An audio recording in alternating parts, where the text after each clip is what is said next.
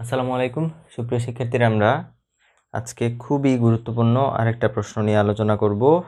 নন major physics 1 এর খুবই গুরুত্বপূর্ণ একটা প্রশ্ন, ভেরি ভেরি ইম্পর্টেন্ট কোয়েশ্চেন। বহুবার পরীক্ষায় আসছে এটা। একটি পাতলা সুষম গোলকীয় খোলকের অক্ষের উপর বহিস্থ কোনো বিন্দুতে মহাকর্ষীয় বিভব নির্ণয় করো। এখন এখানে আমি প্রশ্নটা আর একটু ক্লিয়ার করে দিই। আপনারা অনেকে যারা বিভিন্ন সাজেশন ফলো করেন ওখানে খোলকের জায়গায় গোলক লেখা থাকে, এখন আপনাদের কনফিউশন হয় যে কোয়েশ্চেনের অ্যান্সার কি দুইটা সেম নাকি আলাদা। খোলক আর গোলকের মধ্যে একটা পার্থক্য আছে। খোলক বলতে বোঝায় যে আকৃতি গোল হবে কিন্তু এর ভিতরটা থাকবে ফাঁপা, মানে ভিতরে থাকবে বাতাস। সোজা হিসাব, খোলক মানে হচ্ছে ভিতরটা কিরকম থাকবে, ফাঁপা থাকবে, মানে ভিতরে কিছু থাকবে না। যেমন কিরকম হইতে পারে, যেমন ফুটবলের বাইরে একটা চামড়া আছে কিন্তু ভিতরটা কি, খালি বাতাস। তাহলে এই যে ফুটবল শেপের যে কোনো কিছুকে আমরা কি বলতে পারবো, খোলক। কিন্তু একটা তরমুজ চিন্তা করেন যে গোল একটা তরমুজ, তরমুজের ভিতরটা কি ফাঁপা? না। ভিতরে কি বাতাস? না। তাহলে তরমুজটাকে কি খোলক বলা যাবে? বলা যাবে না। তরমুজটা কি তাহলে? তরমুজটা হচ্ছে গোলক আর ফুটবলটা হচ্ছে কি, খোলক। তো আমাদের ওই খোলকের জন্য হচ্ছে বহিস্থ কোনো বিন্দুতে মহাকর্ষীয় বিভব নির্ণয় করতে হবে।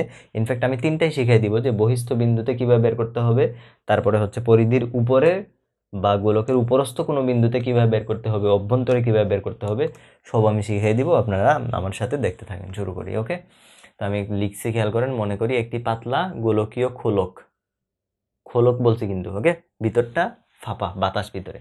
খোলকের ব্যাসার্ধ হচ্ছে এ এবং একক ক্ষেত্রফলের ভর মানে কি বলে, মাস ডেনসিটি আর কি। প্রতি একক ক্ষেত্রফলে ভর আছে কতটুকু, রো পরিমাণ।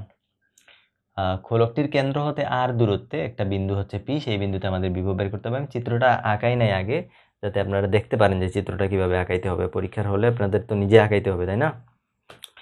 খেয়াল করেন, প্রথমে হচ্ছে আমরা জাস্ট এরকম একটা গোলক আঁকবো। সুন্দর করে আঁকবেন আপনারা। এইটা হচ্ছে আমাদের গোলক, এটা হচ্ছে আমাদের গোলকের কেন্দ্র, যেটাকে আমরা বলতেছি হচ্ছে ও। এবং এই গোলক থেকে গোলকের বাইরে বহিস্থ বিন্দুতে এটা হচ্ছে আমার পি বিন্দু, এটা হচ্ছে আমার পি বিন্দু।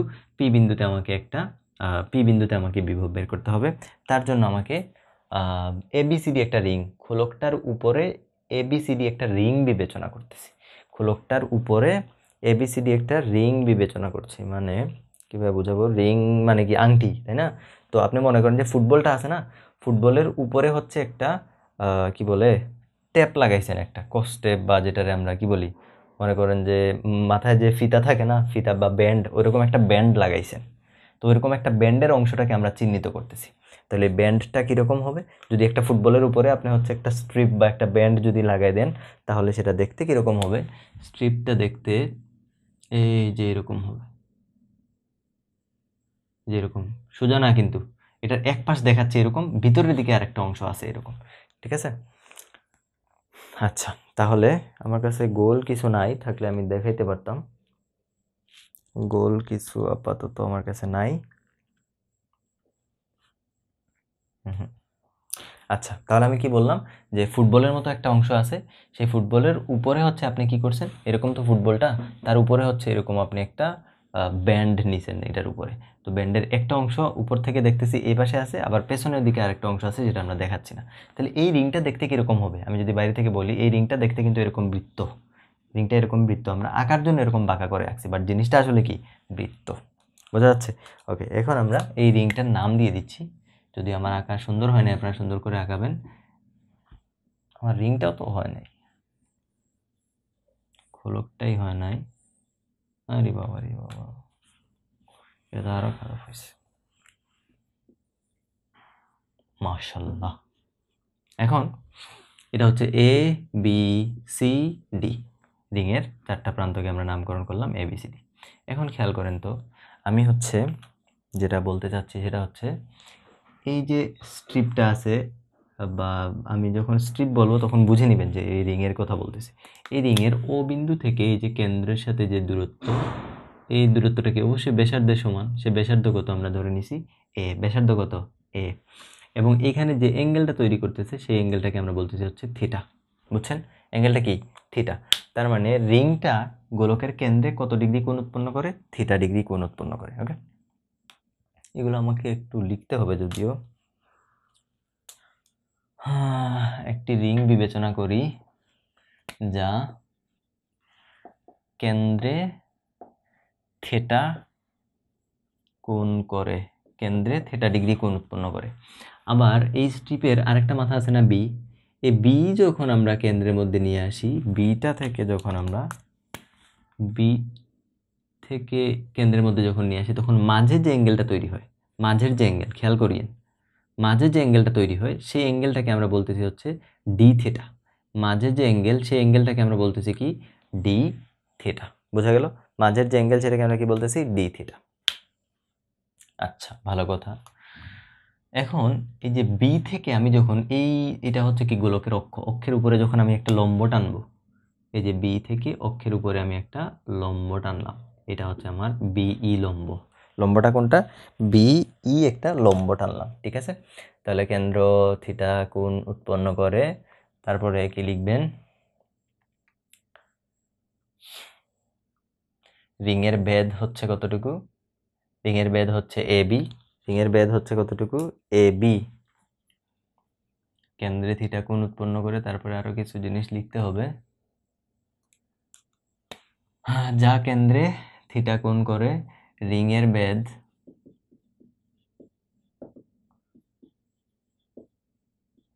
বেধ হচ্ছে এবি, যা ডি থিটা কোণ উৎপন্ন করে। বুঝলে? এই যে এবিটা কতটুকু কোণ উৎপন্ন করছে কেন্দ্রের মধ্যে? ডি থিটা কোণ উৎপন্ন করছে। ওকে, তাহলে এই কথাগুলো আমরা লিখে নিলাম। এখন হচ্ছে আমরা এই যে রিং আছে না, এই যে রিংটা, এই রিংয়ের ব্যাসার্ধ কতটুকু? এই যে এখান থেকে এতটুকু হচ্ছে রিংয়ের ব্যাসার্ধ বিই। তাহলে রিংয়ের ব্যাসার্ধ হচ্ছে বিই। রিংয়ের ব্যাসার্ধ ইকুয়াল টু কি লেখা যাবে? এতটুকু না ব্যাসার্ধ? ও বিই, একটা ত্রিভুজ দেখতে পাচ্ছেন? ও বিই, এই যে ও, এটা হচ্ছে বি, এটা হচ্ছে ই, এই যে অ্যাঙ্গেল সেটা হচ্ছে থিটা, এই যে বাহুটা সেটা হচ্ছে এ, যে ও থেকে বি পর্যন্ত কত? এ। ও থেকে এ পর্যন্ত এ, ও থেকে বি পর্যন্ত এ, কারণ পরিধির উপরে প্রত্যেকটা বিন্দু কেন্দ্র থেকে ব্যাসার্ধ পরিমাণ সমান দূরত্বে থাকবে। তাহলে এটাও এ। তাহলে এটা যদি এ হয়, তাহলে বিই সমান কি লেখা যাবে? এটা যদি এ হয়, এটা যদি থিটা হয়, তাহলে সাইন থিটা ইকুয়াল টু কি লেখা যায়? সাইন থিটা ইকুয়াল টু লম্ব বাই অতিভুজ, বিই বাই অতিভুজ হচ্ছে এ। তাহলে বিই ইকুয়াল টু কি লেখা যাবে? A sine theta. B equal to কি লেখা যাবে? A sine theta. দেখা যাচ্ছে কিনা? এস। তাহলে বিই ইকুয়াল টু কি লেখা যাবে? A sine theta. এগুলো আপনারা চিত্রের নিচে লিখে দিতে পারেন, কোনো সমস্যা নেই। বিই ইকুয়াল টু তাহলে কি হয়ে গেল? A sine theta.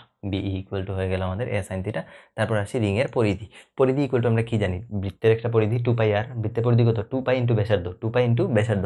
তাহলে যে পরিধি লিখতেছি দেখেন, পরিধি হচ্ছে 2π ইন্টু ব্যাসার্ধ। ব্যাসার্ধ কত? ওই যে এ সাইন থিটা। ব্যাসার্ধ হচ্ছে এ সাইন থিটা। তারপর আসেন পরিধির বেধ। বেধ কতটুকু মানে রিংটা কতটুকু চ্যাপ্টা? কতটুকু চ্যাপ্টা? এবি। এবি পরিমাণ হচ্ছে রিংয়ের বেধ হচ্ছে কত? এবি। রিংয়ের বেধ হচ্ছে এ বি ইকুয়াল টু, এটাকে যদি আমি একটা বৃত্তচাপের মতো কল্পনা করি, দেখেন এ বি আর হচ্ছে ও, এটা অনেকটা এরকম না? এটা হচ্ছে এ, এটা হচ্ছে বি, এটা হচ্ছে ও। এই রিংটা এত ছোট নিছি আমরা যে এই যে বৃত্ত, এটা প্রায় সরলরেখা হয়ে গেছে, সরলরেখার মতো মনে হচ্ছে, ঠিক আছে? তাহলে এটা হচ্ছে এ বি, এটা হচ্ছে ও। এটা খুবই ক্ষুদ্র, তো এই কারণে হচ্ছে যে এটার নিয়মে কীরকম হওয়া উচিত? এরকম হওয়া উচিত, তাই না? একটু বাঁকা হওয়া উচিত, কিন্তু এটা এত ক্ষুদ্র, এত কাছাকাছি যে এটা প্রায় সরলরেখা ধরা যায়। তাহলে সরলরেখা না ধরি, এই যে এটাই হচ্ছে আমাদের কি, মানে এ বি যে বেধটা বা প্রস্থ যেটা আছে রিংয়ের, সেটা হচ্ছে এ বি। তো এটাকে যদি আমি এস বলি, এটা কি থিটা না? ডি থিটা না? তাহলে এটা কি বৃত্তচাপ? বৃত্তচাপ। বৃত্তচাপ এস ইকুয়াল টু কি জানি আমরা? সূত্র S equal to R theta. তাহলে এস ইকুয়াল টু আমাদের ব্যাসার্ধ হচ্ছে এ এবং থিটা হচ্ছে ডি থিটা। এগুলো দেখাইতে হবে না, এটা দেখাইতে হবে না, সরাসরি S equal to A D theta লেখা যাবে, বা A B equal to A D theta লেখা যাবে। এ ডি থিটা, এতটুকু হচ্ছে বেধ এ ডি থিটা। তারপর আসি ক্ষেত্রফল। ক্ষেত্রফল ইকুয়াল টু পরিধি ইন্টু বেধ। ক্ষেত্রফল ইকুয়াল টু কি হয়? পরিধি ইন্টু বেধ। তাহলে পরিধি হচ্ছে এই যেটা, বেধ হচ্ছে এই যেটা, দুইটাকে আমরা জাস্ট গুণ করে দিব, তাহলে পাবো 2π a square sine theta D theta. এতটুকু হচ্ছে কি ক্ষেত্রফল। আবার চিন্তা করেন, একক ক্ষেত্রফলের ভর যদি হয় রো, তাহলে এত ক্ষেত্রফলের ভর কত হবে? এত ইন্টু রো। তাহলে এই যে এটার সাথে জাস্ট কি হবে? রোটা গুণ হবে। A square sine theta D theta পেয়ে গেছি কি? রিংয়ের ভর। বোঝা গেল? রিংয়ের ভর বোঝা গেছে? আচ্ছা, এখন এই রিং থেকে এই যে আমাদের পি বিন্দু, যেটাতে আমরা কি বলে পি বিন্দু, যেখানে আমরা হচ্ছে বিভবটা বের করব, সেই পি বিন্দুর যে দূরত্ব, সেই দূরত্বটাকে আমরা ধরে নিচ্ছি হচ্ছে এক্স। দূরত্বটা কত? এক্স। তাহলে এই রিংয়ের কারণে বিভব কত হবে পি বিন্দুতে? রিংয়ের কারণে পি বিন্দুতে বিভব কত হবে? সুতরাং রিংয়ের দরুন পি বিন্দুতে বিভব। এখন আপনার প্রশ্ন আসতে পারে যে আমাকে বললো গোলক নিয়ে কাজ করতে, আমি রিং নিয়ে কেন এত কাহিনী করতেছি। আমি আপনার একটু বুঝিয়ে দিই। মনে করেন যে আপনার কাছে একটা ফুটবল আছে, হ্যাঁ, তো টোটাল ফুটবলের আপনাকে কি বের করতে বলছে, ক্ষেত্রফল বের করতে বলছে। এখন আপনি ফুটবলের উপরে দেখছেন না সাদা কালো এরকম চামড়া দেওয়া থাকে, সাদা কালো চামড়া লাগানো থাকে।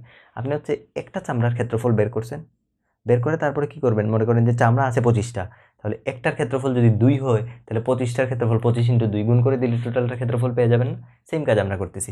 এই যে গোলক আছে, এই গোলকের উপরে একটা রিং বিবেচনা করতেছি, সেই রিংয়ের কারণে বিভব বের করব, তারপরে যতগুলা রিং আছে সবগুলার জন্য ইন্টিগ্রেশন, সবগুলাকে একসাথে যোগ করে ফেলবো, তাহলে টোটাল বিভব পেয়ে যাব।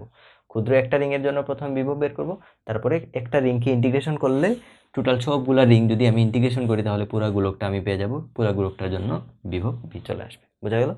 তার প্রথমে আমি রিংয়ের কারণে বিভব বের করতেছি, বিভব ভি ইকুয়াল টু কি হবে, ডিভি, ক্ষুদ্র বিভব, তাই না?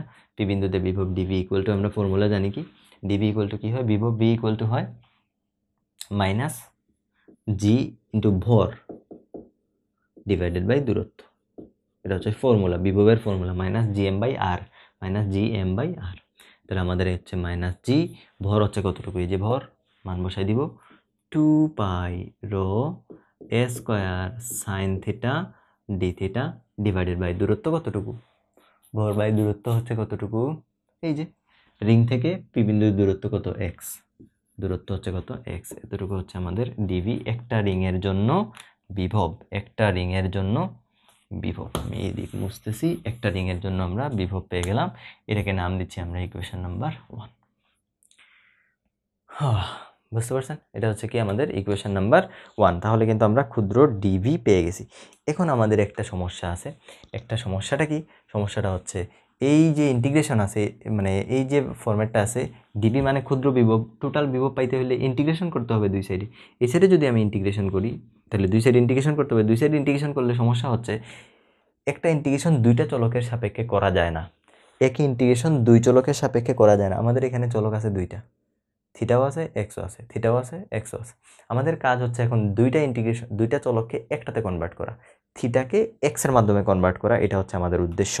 থিটাকে কিসের মাধ্যমে প্রকাশ করা, এক্স এর মাধ্যমে প্রকাশ করা, থিটাকে কিসের মাধ্যমে প্রকাশ করা, এক্স এর মাধ্যমে প্রকাশ করা হচ্ছে আমাদের বর্তমান উদ্দেশ্য, থিটাকে এক্স এর মাধ্যমে প্রকাশ করা। তার জন্য আমি উপরের অংশ মুছতেছি, তার জন্য থিটাকে এক্স এর মাধ্যমে আমরা কিভাবে প্রকাশ করব, তার জন্য আমরা একটা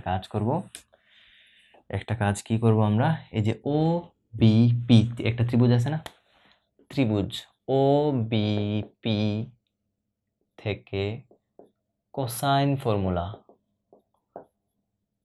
কোসাইন ল ব্যবহার করে পাই। সাইন ল, কস ল এগুলো আমরা পড়ে আসছি না, সাইন ল, কস ল এগুলো আমরা ইন্টারমিডিয়েটে পড়ে আসছি খুব ভালো করে। সেই কোসাইন ল যেটা আছে সেই ফর্মুলাটা আমরা অ্যাপ্লাই করব, ঠিক আছে? তার জন্য আমাদের যেটা করতে হবে সেটা হচ্ছে, আমি দেখাই দিচ্ছি কিভাবে কোসাইন ল আপনি অ্যাপ্লাই করবেন। এই যে ত্রিভুজটা আছে, এই ত্রিভুজটাকে আপনি বাইরে বের করে নিয়ে আসেন। এটা হচ্ছে আমার সেই ত্রিভুজটা, অনেকটা এরকম, জায়গা হচ্ছে না, আমি এখানে দেখাচ্ছি। এটা হচ্ছে আমার এক্স, এটা হচ্ছে আমার থিটা, এটা হচ্ছে এ, এটা হচ্ছে আর, তাই না? এই মাথাটা হচ্ছে ও, এটা হচ্ছে বি, এটা হচ্ছে পি। তো এই ত্রিভুজের কস থিটা আমি বের করব। কোসাইন ল ব্যবহার যদি করি আমি, তাহলে কস থিটা ইকুয়াল টু কি পাবো দেখেন, কস থিটা ইকুয়াল টু থিটার ঠিক বিপরীতে যেটা আছে সেটাকে স্কোয়ার করব, থিটার পাশে যারা আছে তাদেরকে বিয়োগ করব, minus A square minus R square divided by 2 into থিটার পাশে যারা আছে তারা।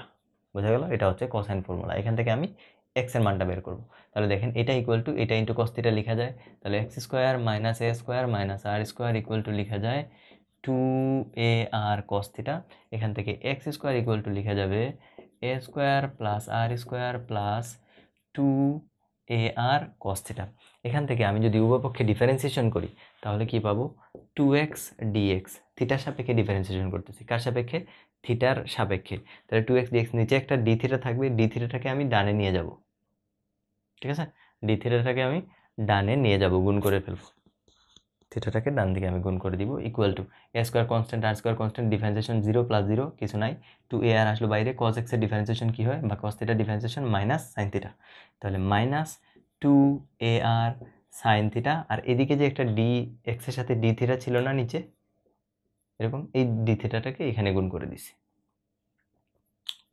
এগুলা আশা করি আপনারা বুঝতে পারবেন ইন্টারমিডিয়েটে বহুত করে আসছেন ঠিক আছে এখন আচ্ছা তাহলে x dx এর জায়গায় এই যে এটা পাইলাম আমরা এখন খেয়াল করেন আমার এখানে থিটা যুক্ত আছে sin থিটা d থিটা তাহলে এখান থেকে আমি sin থিটা d থিটার মান বের করব তার আগে দুই সাইড থেকে 2 আমি কেটে দিতে পারি তাহলে sin theta d theta equal to কি লেখা যাবে sin theta d theta equal to লেখা যাবে মাইনাস উপরে থাকবে x dx এই যে x dx divided by ar x dx divided by ar বোঝা গেছে এতটুকু আমরা কি করছি sin থিটা d থিটাকে x এর মাধ্যমে প্রকাশ করছি sin থিটা d থিটাকে আমরা কিসের মাধ্যমে প্রকাশ করছি x এর মাধ্যমে প্রকাশ করছি ঠিক আছে আচ্ছা আচ্ছা সরি এখানে আমার একটা ভুল হয়েছে এখানে মাইনাস আসার কথা না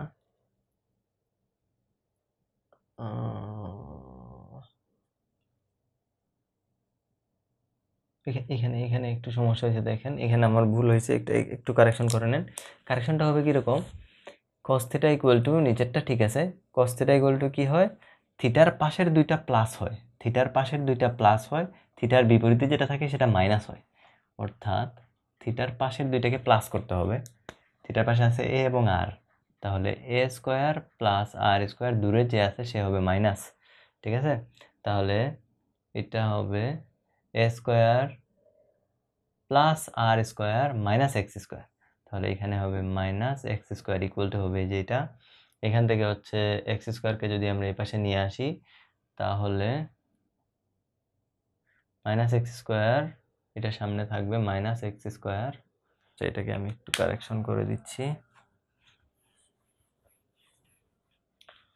আরে x স্কয়ার ইকুয়াল টু তাহলে কি হবে x স্কয়ার ইকুয়াল টু হবে a square plus r square minus 2ar cos theta ঠিক আছে তারপর এটাকে যদি ইন্টিগ্রেশন করি তাহলে পাবো 2x dx ইকুয়াল টু 0 + 0 এখান থেকে থাকবে মাইনাস 2ar cos x এর ডিফারেন্সিয়েশন হয় মাইনাস sin থিটা সাথে থাকবে d থিটা মাইনাসে মাইনাসে হয়ে যাবে প্লাস এখান থেকে থাকবে 2ar sin theta d theta এদিকে থাকলো 2x dx দুই সাইড থেকে 2 কাটা চলে যাবে তাহলে sin theta d theta equal to লেখা যাবে কি x dx বাই ar এটাকে নাম দিব ইকুয়েশন 2 2 এর মান সমীকরণ 3 এ বসাই দিব 2 এর মান কোথায় বসাবো সমীকরণ 3 এ বসাবো তাহলে লিখতেছি সরি একে বসাবো তাহলে লিখতেছি দেখেন 2 এর মান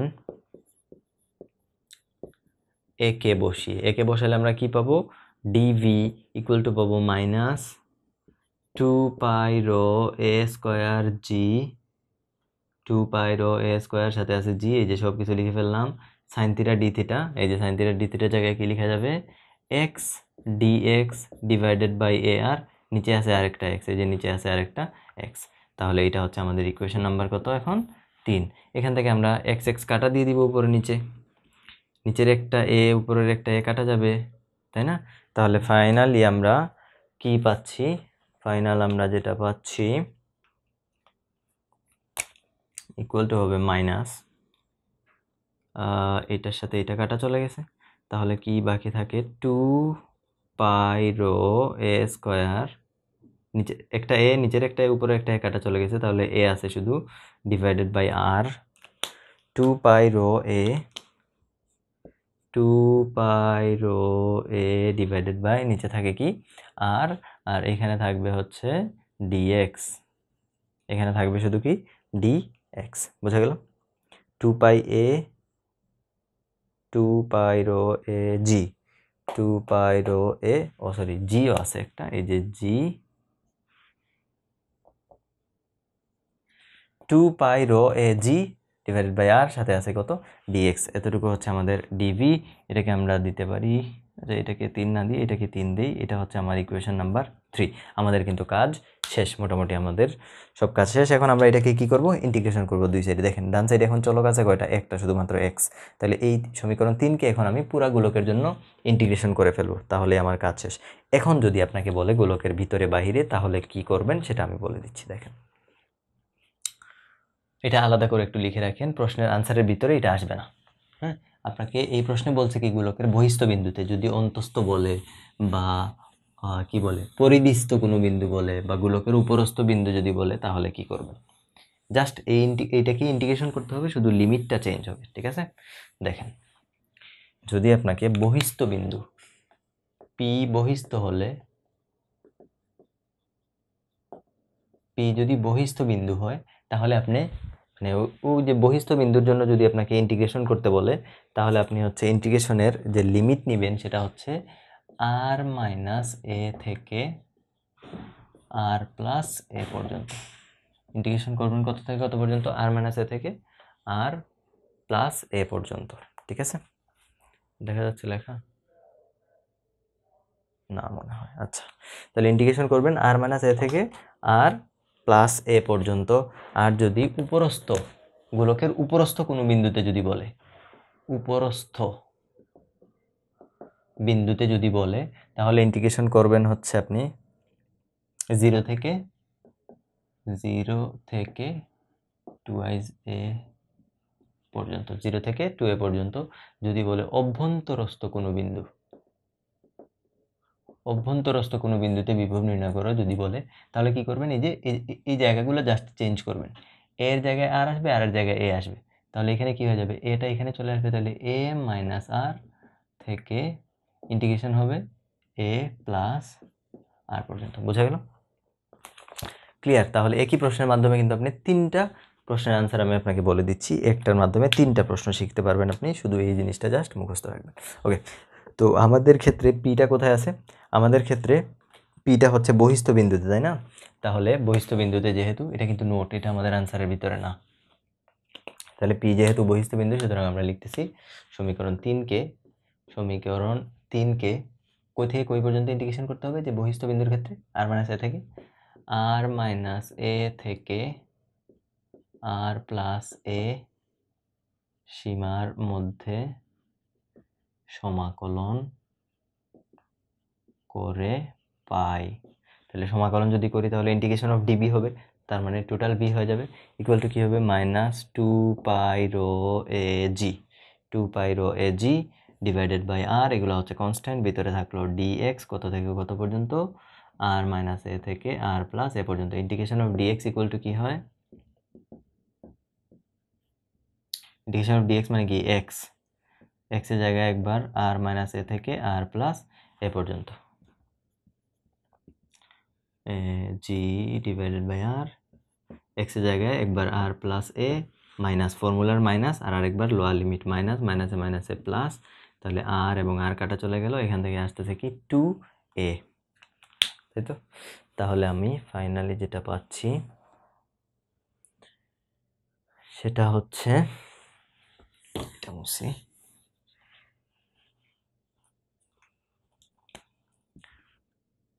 তাহলে দেখেন তো এখান থেকে কি 2a না, এখান থেকে 2a, এখানে আছে আর একটা 2, তাহলে মাইনাস 4π রো, এখানে একটা এ ছিল, এখানে আর একটা এ, তাহলে এ স্কোয়ার জি বাই আর, এটা না, এটাই তো। এখন খেয়াল করেন, আমি জিটাকে আলাদা করি, মাইনাস জি ডিভাইডেড বাই আর। এখন খেয়াল করেন, জি বাই আরকে আলাদা করলে কি থাকে, 4π এ স্কোয়ার রো থাকে না, 4π এ স্কোয়ার রো এতটুকু থাকে। গোলকের ক্ষেত্রফল, এটা কি গোলক ছিল না, এটা তো গোলক ছিল, প্রতি একক ক্ষেত্রফলের চার্জ ছিল কতটুকু, মানে সরি ভর ছিল কতটুকু, রো। তাহলে 4π এ স্কোয়ার পুরা গোলকের ভর কত হবে, এম, ক্যাপিটাল এম। তাহলে এটাই কি বোঝাচ্ছে, টোটাল গোলকের ভর বোঝাচ্ছে। তার মানে আমি minus G M divided by R, এটাই হচ্ছে আমার আনসার, ঠিক আছে। এটাই হচ্ছে পি বিন্দুতে সৃষ্ট বিভবের রাশিমালা। তাহলে আশা করি বুঝতে পারছেন। যদি আপনাকে উপরস্থ বলতো, তাহলে শুধু এই লিমিটের জায়গায় কি করতেন, 0 থেকে 2a পর্যন্ত করতেন। যদি অভ্যন্তরস্থ বলতো, তাহলে a মাইনাস আর থেকে a প্লাস আর পর্যন্ত করে ফেললেই আনসার হয়ে যেত। ওকে, আশা করি বুঝতে পারছেন। ভালো থাকেন, আল্লাহ হাফেজ।